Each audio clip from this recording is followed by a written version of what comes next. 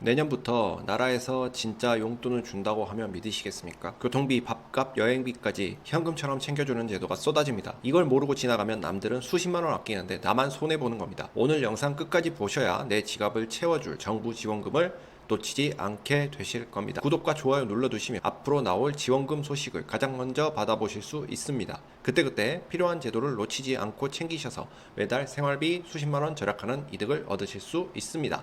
여러분, 드디어 국민들에게 직접적으로 돌아오는 새로운 지원금 소식이 나왔습니다. 2026년 정부 예산안에 반영된 다양한 제도가 공개되었습니다. 이 정도면 국민 용돈이라는 말이 나올 법합니다. 오늘은 내년부터 새롭게 시행될 7가지 주요 지원금 제도를 하나하나 풀어드리도록 하겠습니다. 이번 영상 보시면 내 지갑에서 실제로 줄어드는 지출을 체감하실 수 있을 것입니다. 첫 번째는 대중교통 지원 제도입니다. 청년, 어르신, 저소득층, 다자녀 가정은 월 5만 5천 원 정도의 금액으로 지하철과 버스를 최대 20만 원 한도까지 이용하실 수 있습니다. 일반 시민들도 6만 원에서 10만 원 정도만 내면 20만 원어치 교통비 혜택을 누릴 수 있습니다. 특히 GTX나 광역버스까지 포함된다고 하니 교통비 부담을 크게 줄일 수 있는 기회가 될 것입니다. 두 번째는 점심 식사 지원입니다. 내년부터는 시범 사업으로 한 달에 4만 원씩 점심값을 지원받을 수 있습니다. 외식 업종에서 결제하면 20%를 할인받아서 총 4만 원까지 혜택을 받을 수 있는 건데요.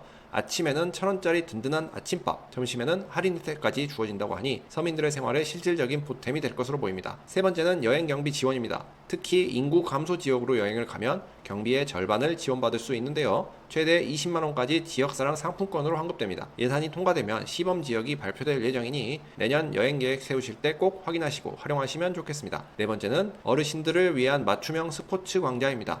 65세 이상이라면 소득과 상관없이 누구나 참여하실 수 있고 약 100만 명이 혜택을 받을 예정입니다. 공공체육시설, 노인복지관, 주민센터 등에서 진행되며 1인당 약 15만 원 상당의 혜택을 누릴 수 있습니다. 건강을 챙길 수 있는 좋은 기회니 꼭 기억해 두셔야겠죠. 다섯 번째는 초등학생 과일 간식 제공입니다. 전국 늘봄학교 맞춤형 교실에 참여하는 1, 2학년 학생들을 대상으로 일주일에 한 번 국산 과일 간식을 제공합니다. 컵 과일, 파우치 형태 등 다양한 방식으로 제공되며 성장기 아이들의 건강에 도움을 줄 수 있는 정책입니다. 여섯 번째는 예방접종 무료 확대입니다. 기존에는 중학교 1학년까지만 무료였던 독감 예방접종이 중학교 2학년까지 확대되고 HPV 백신은 남학생까지 지원됩니다. 이제는 12세부터 17세까지의 남녀 청소년 모두 무료로 혜택을 받을 수 있으니까 부모님들께서는 꼭 챙기셔야겠습니다. 마지막 일곱 번째는 아이 돌봄 서비스 확대입니다. 기존에는 밤 10시까지였던 지역 아동센터 운영 시간이 자정까지로 연장되고 새로운 센터도 50개 신설됩니다. 특히 긴급한 상황에서 야간 돌봄이 필요한 경우 중위소득 75 이하 가구는 추가 비용 없이 지원받을 수 있습니다. 부모님들의 걱정을 덜어주는 제도라 많은 가정이 혜택을 보실 수 있을 것입니다. 자, 오늘 전해드린 지원금 정보만 잘 챙겨도 내년 생활비에서 수십만 원 절약이 가능할 것입니다. 자, 이번에는 각 제도를 실제로 어떻게 활용하면 좋을지 구체적인 사례와 함께 정리해드리겠습니다. 자, 내년부터 단순히 알고 있는 것과 실제로 활용하는 것의 차이가 월 생활비를 크게 바꿔줄 수 있을 건데요. 첫 번째는 교통비 지원 제도를 활용하는 방법입니다. 직장인이 매일 출퇴근으로 지하철과 버스를 이용한다고 가정해 보겠습니다. 월 10만 원 이상의 교통비를 지출하던 분들은 정액제를 이용하면서 실제 체감 비용이 절반 이하로 줄어들게 됩니다. GTX 광역버스를 포함하는 패스를 이용한다면 수도권 외곽에 거주하는 분들에게 특히 유리합니다. 즉 출퇴근 교통비가 큰 부담이었던 분들은 반드시 신청해야 하는 제도라 할 수 있습니다. 두 번째는 점심 식사 지원입니다. 소소하지만 생활에 바로 체감되는 혜택인데요. 직장인 기준으로 하루 점심값이 8,000원이라고 가정하면 한 달 20일 근무 시 16만 원의 지출이 발생합니다. 여기에 4만 원 지원을 받는다면 한 달에 25 가까이 절약되는 셈입니다. 특히 물가가 높은 지역에서 근무하는 분들에게는 큰 도움이 될 것인데요. 세 번째로는 여행 경비 지원인데요.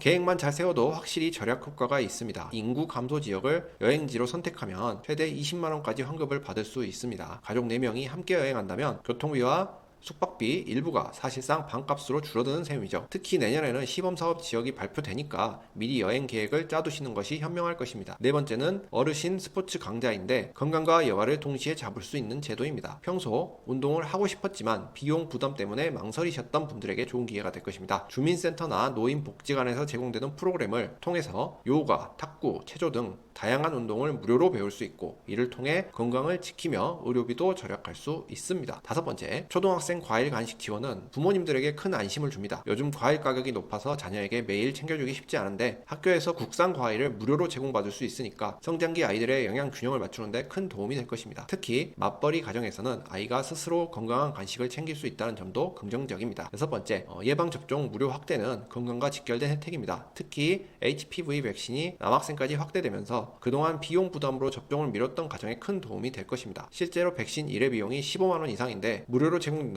자녀 한 명당 수십만원의 비용을 아낄 수 있겠죠. 마지막으로 아이 돌봄 서비스 확대는 맞벌이 부부에게 필수적인 제도입니다.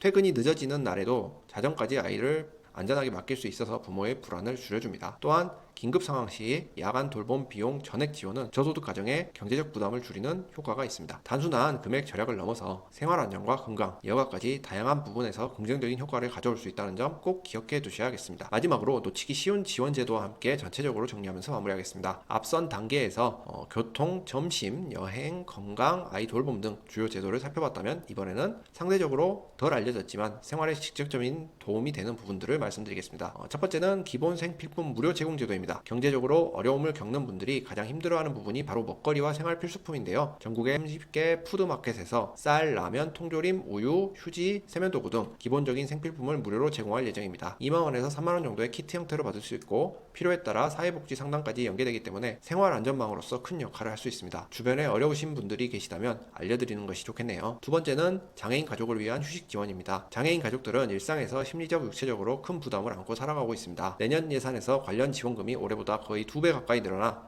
더 많은 가족들이 잠시나마 쉴 수 있는 여건을 제공합니다. 단순한 휴식 지원을 넘어서 지역사회 안에서 돌봄 시스템을 강화하는 효과가 기대되겠습니다. 세 번째는 24시간 안전화장실 설치입니다.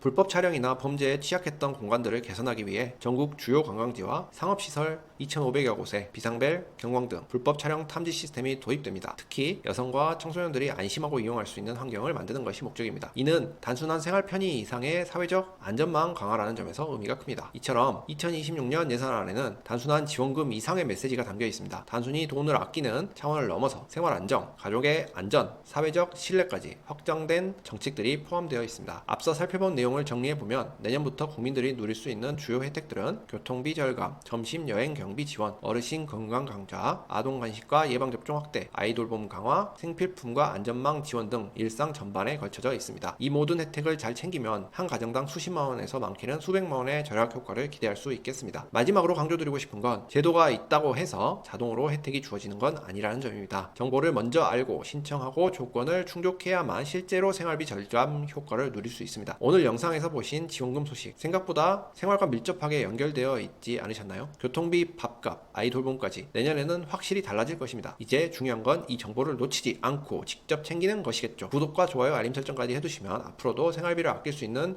꿀팁을 가장 먼저 빠르게 받아보실 수 있겠습니다. 함께 지갑을 두둑하게 만들어가 보시죠. 정복남이었습니다.